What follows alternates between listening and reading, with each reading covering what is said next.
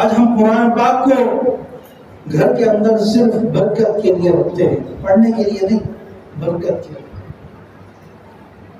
کہ شاید یہ اس کمرے میں پڑا ہو، ہمارے گھر میں رکھا ہوا ہو، کچھ برکت رہے۔ بچی کی رخصتی کرتے ہیں تو اس کے سر پر رکھ دیتے ہیں، حالانکہ اگر یہ اس کے دل میں اتار دیا ہوتا تو اس کے سر پر رکھنے کی ضرورت نہ تھی۔ ہم وہ کام کر رہے ہیں جو ہمیں شریعت نہیں کہتی، جو شریعت کا حکم ہے ہم وہ نہیں کرتے، دوسری طرف چلے جاتے ہیں۔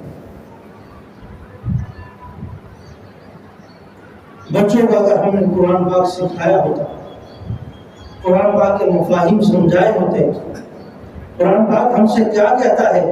نبی اکرم صلی اللہ علیہ وسلم نے اپنی 23 سالہ زندگی، جس میں 3 مہینے بغیر بھوک اور پیاس کے زندگی گزاری ہے،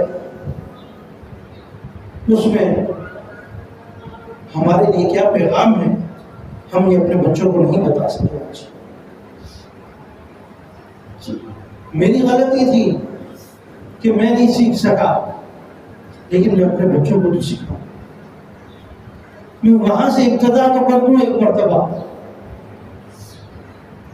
آج ہم وقت کے گزرنے کے ساتھ ساتھ ایک ایسے موڑ پر کھڑے ہو رہے ہیں جہاں سے نکلنا بہت مشکل ہو گیا۔ آج ہماری چھوٹی بچیاں گھر میں ایسا لباس پہنتی ہیں، میں یہ نہیں کہتا کہ شاید باہر بھی وہ پہنتی ہوں، لیکن گھروں کے اندر بھی لباس ان کا ٹھیک نہیں، اور ہم یہ کہہ کر چھوڑ دیتے ہیں کہ یہ تو گھر کے اندر ہے، اس کو کون دیکھ رہا ہے۔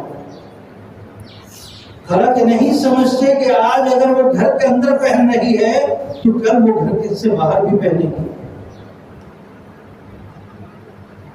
انٹرنیٹ کا بھیجا استعمال اپنے چھوٹے بچوں کو، ہم اس کی پرواہ نہیں کرتے۔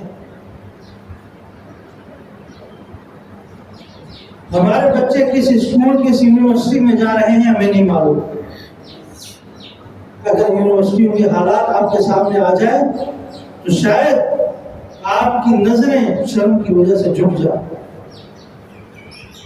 جو حالات آج کل چل رہے ہیں، پھر ہم کہتے ہیں کہ ہم نے اپنے بچوں کی پرورش ایسے نہیں کی تھی، لیکن یہ کیسے ہوگا؟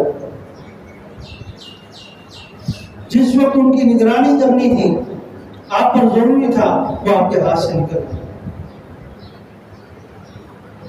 جس وقت